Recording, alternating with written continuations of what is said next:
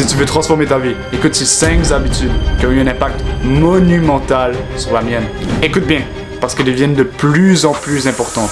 Depuis le début de cette chaîne YouTube, je te raconte toujours des histoires au passé. So my name is Ludovic Condelo.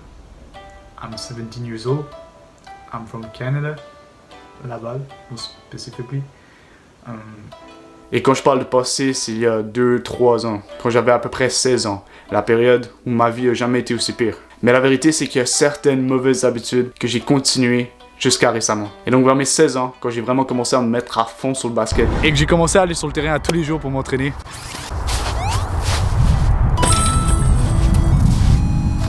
et bien j'ai commencé à comprendre l'importance de me lever tôt pour aller m'entraîner avant que l'école commence. Et quand tu te lèves tôt, tu dois naturellement te coucher plus tôt la veille pour être en forme le lendemain. Et donc j'ai commencé à adopter une routine stricte. Je me suis créé un horaire de coucher où je voulais aller au lit vers 9h et me réveiller vers 6h. Et j'ai toujours eu énormément de difficultés à me réveiller le matin.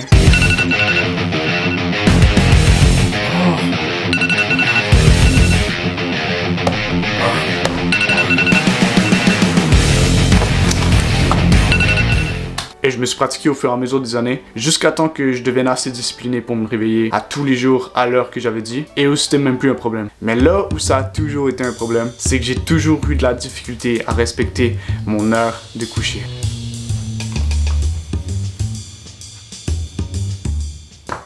Et donc jusqu'à récemment, je sentais pas que j'avais la crédibilité de parler de ce genre de choses sur ma chaîne, puisque je vivais pas réellement ce genre d'habitude. Parce que je me réveillais toujours tôt, mais je me couchais jamais à l'heure que j'avais dit, par manque de discipline ou parce que je suis distrait ou quoi que ce soit. Et je me suis tellement chicané mentalement et j'en avais tellement marre d'être fatigué parce que j'allais toujours au lit tard, que toute cette volonté a fait que j'ai réussi à respecter cet horaire et que maintenant le matin je me sens en pleine forme. Et donc tu l'as peut-être déjà compris, mais la première habitude, c'est de suivre une routine de sommeil stricte. Si t'es beaucoup sur les réseaux et que tu regardes beaucoup du contenu motivant, développement personnel, tout ça, alors t'as sûrement vu beaucoup de gens qu'on pourrait rentrer dans la catégorie de capitalistes malfaisants qui font juste régurgiter ce qu'ils entendent sur internet. Ils disent tous dans leurs posts qu'il faut se réveiller tôt le matin, 6h, 7h, 5h. Des fois c'est des heures qui font aucun sens pour être productif et réussir dans la vie. C'est n'importe quoi. Si se lever à 4h ou 5h du matin peut être bénéfique pour certaines personnes, ça veut pas dire que c'est une règle écrite qui marche pour tout le monde. J'ai suivi ce conseil pendant des années et qu'est-ce qui s'est passé? C'est que j'étais toujours fatigué. Parce que je suis fait pour me réveiller plus tard dans la journée. Mais pendant des années, j'ai essayé de forcer, j'ai écouté ces gens et j'ai essayé de me coucher vers 9h, me réveiller à 6h. J'ai même eu une phase où je me réveillais vers 5h du matin et je me couchais vers 7h30 le soir. Et ça a été une phase où oui, j'étais productif, mais je me sentais pas vraiment bien parce que j'étais toujours fatigué.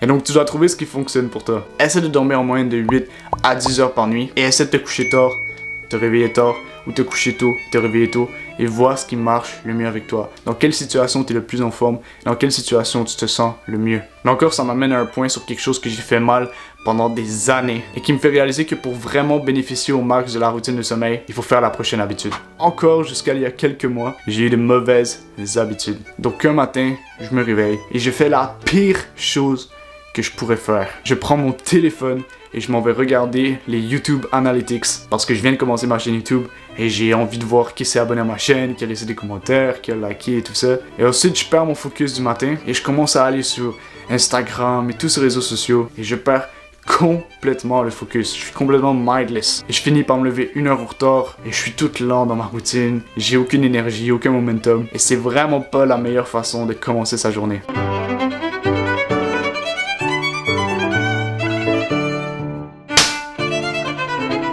À force de vivre cette situation à tous les jours, je commence à réaliser que j'en ai vraiment marre. La meilleure version de moi-même vit pas comme ça. Et que maintenant, quand je vais me réveiller le matin, je vais faire comme quand j'étais dans la phase basket vers mes 16 ans. L'alarme sonne et je saute du lit comme un militaire.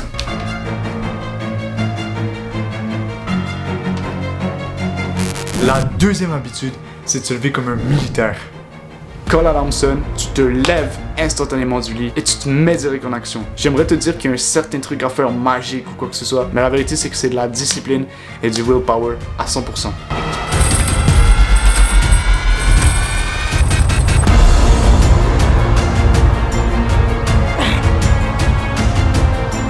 Aujourd'hui, toute la technologie autour de nous est faite pour être le plus addictive possible et qu'on reste le plus longtemps dessus. Et donc ça cause la majorité des gens à quand ils se réveillent le matin, c'est plus facile d'aller sur ton téléphone et d'avoir de la dopamine plutôt que de te lever et aller affronter la journée. Ça fait que les gens sont beaucoup plus lents dans leur quotidien, moins de momentum, moins de productivité et le succès arrive beaucoup moins vite comme ça. Donc quelque chose que j'ai fait pour que ce soit plus facile de me lever directement, c'est que je mettais mon alarme plus loin dans la chambre, ce qui fait que je me levais et que j'allais l'arrêter. Et donc là j'étais debout, je pouvais directement me mettre en action. Mais la vérité c'est que c'est pas forcément le meilleur truc parce que tu pourrais très bien juste te lever, arrêter l'alarme et revenir dans ton lit avec le téléphone. C'était vraiment addict. Et c'est ce que la majorité des gens feraient. Et pour t'aider à faire ça, pour t'aider à garder le focus dès que tu te réveilles et ignorer ton téléphone et rester concentré sur la journée qu'il y a devant toi, la troisième habitude qui a changé ma vie va vraiment aider à faire ça. Alors il y a une certaine situation où je pense que tout le monde dans le monde peut relate, parce que pour la majorité d'entre nous, on est tous passés par le système scolaire. Quand j'étais plus jeune, autour de mes 16 ans, j'étais assis en classe. L'année vient juste de commencer et j'ai la bonne résolution, comme à chaque année. Je vais avoir des bonnes notes cette année. Et depuis que je suis jeune, j'ai jamais réussi à avoir des bonnes notes. J'ai toujours été distrait, j'ai jamais eu assez la discipline de faire les devoirs, poser des questions ou quoi que ce soit. Et donc là, le professeur est en train de parler devant moi et je suis vraiment en train de me concentrer sur ce qu'il dit. J'essaye vraiment de comprendre et je veux vraiment que les informations rentrent dans ma tête pour enfin réussir mon année et me dire que c'était un succès. Le professeur nous explique les maths pendant 2-3 minutes. Et ça, c'est le théorème de Pythagore. Quelque chose qui peut être très important pendant toute ta vie. Et j'arrive à être concentré. Jusqu'à ce qu'il y ait un petit bruit dans la classe. Quelqu'un vient d'échapper son crayon. Et ça me rappelle à chaque fois quand moi, j'échappe mon crayon. Et puisque je suis la personne la plus timide et la plus introvertie que tu aurais jamais vue, et ben moi, à chaque fois que j'échappe mon crayon, j'ai instantanément peur d'avoir attiré l'attention. Et je suis extrêmement insécure de ce que les gens peuvent penser de moi quand je me penche et je prends mon crayon. Je me dis que c'est ridicule de penser comme ça, que je suis vraiment trop en train d'overthink. Et là, je réalise, oh shit, j'ai pas écouté pendant les 3 dernières minutes. Là, le professeur est en train de continuer à expliquer les maths et je comprends plus, j'ai manqué quelque chose. Là, je comprends plus rien. Et je suis trop timide pour poser une question. Et je me dis que les gens vont me juger si je pose la question. Ils sont comme, ah, t'as pas écouté, viens juste de dire ou quoi que ce soit. Et je finis par give up sur ma bonne résolution comme à chaque année. Et je fais juste accepter mon sort et continuer à rester dans ma tête. Écoute, ce genre de situation aujourd'hui arrive à énormément de gens. Et je peux te garantir qu'il y a 50 ans, ça arrivait pas autant. Si ça arrive, c'est parce que ton focus est fucked. Et ça, c'est à cause de toute la technologie autour de nous qui est tellement importante qu'au fur et à mesure qu'on a grandi, on a créé l'habitude d'être distrait trop facilement par les choses. Et donc pour changer ça, la troisième habitude qui a changé ma vie, c'est d'entraîner son focus. Et plus particulièrement avec une certaine pratique régulière. Et donc dans la situation où je suis en classe et j'arrive pas à me concentrer sur ce que le prof dit. Pour améliorer mon focus, premièrement, il faut pas que je me chicane ou quoi que ce soit. Faut que je sois gentil avec moi-même. Faut pas que je sois comme, ah, t'es tellement cool, tu t'es encore fait distraire, tu t'es pas en train d'écouter. Maintenant tu vas encore rater ton année comme à chaque fois. Non, non, non, non. Parle-toi pas comme ça. Accepte que le focus, c'est un muscle et c'est quelque chose qui s'entraîne. Tu chicanerais pas quelqu'un qui va au gym pour la première fois et qui est pas déjà capable de soulever 200 livres, right? Alors chicane-toi pas si t'es pas capable de faire quelque chose qui est difficile pour toi. Tu vas y arriver éventuellement. Donc la façon d'améliorer son focus, c'est de se mettre en état de méditation. Dans la situation où je suis en classe et j'essaie d'écouter ce que le professeur dit, dès que mon attention s'en va, je vais essayer de ramener mon attention le plus souvent sur le professeur. Oups!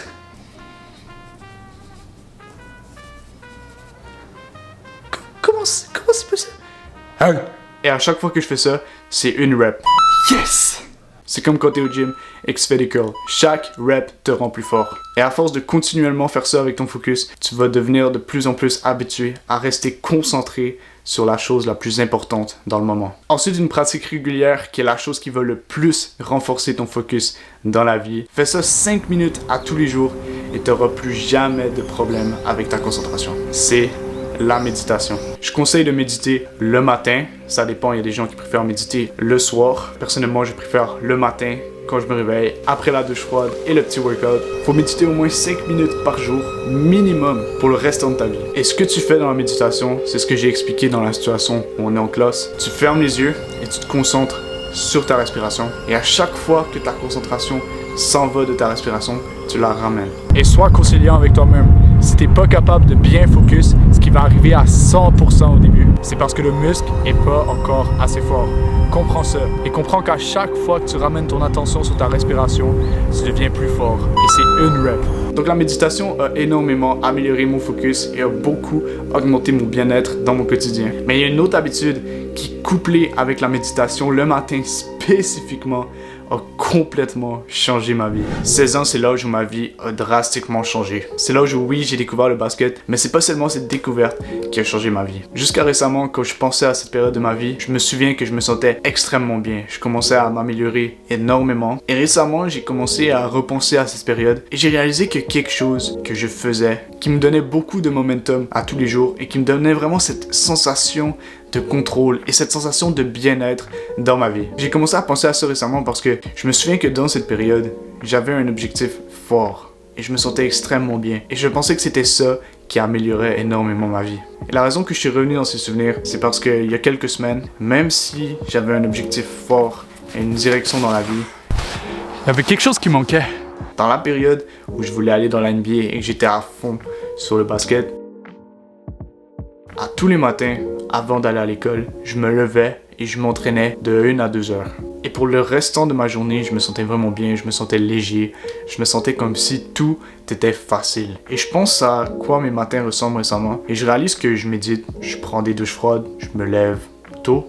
Même si je suis fatigué parce que j'ai été me coucher tard la veille. Et je fais du sport, je vais faire du sport le matin. Mais qu'est-ce que je fais comme sport? Des étirements. Je m'étire le matin. Et je comprends pas, il y a eu le problème. Parce que j'ai toujours fait du sport le matin. Et je sens que c'est quelque chose d'important dans ma vie et qui m'aide énormément. Donc je vais juste continuer à vivre ma vie. Et je finis par rentrer dans une période intense de YouTube. Et donc tout ce que je veux faire, c'est vraiment concentrer toutes mes journées sur YouTube à 100%. Et je réalise que si je veux vraiment réussir à quelque chose, je dois mettre toute mon attention sur cette chose. Et donc juste avant cette phase, j'allais au gym 6 fois par semaine. Et donc je décide d'arrêter de m'étirer le matin. Et je décide que pour maintenir mon corps et de continuer un peu à avoir des gains et tout ça, je décide qu'à tous les jours, je vais m'entraîner en faisant des push-ups et des squats. Avec l'entraînement Bring Sally Up, Bring Sally Down. Et après quelques jours où j'ai fait cet entraînement, et quelque chose de fou est arrivé.